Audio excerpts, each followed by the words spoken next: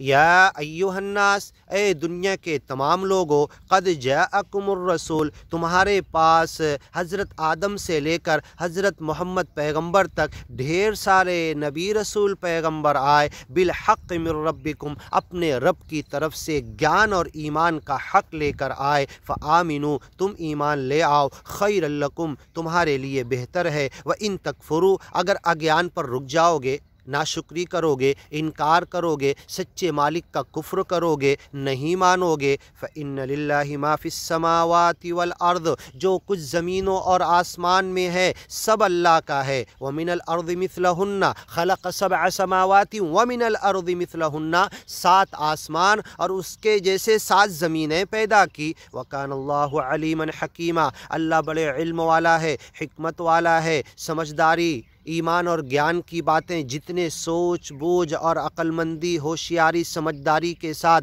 तुम्हारे लिए दी है, तुम समझने की कोशिश करो। हिकमत वाला है वो अल्लाह, इल्म वाला है वो अकेला सच्चा मालिक है।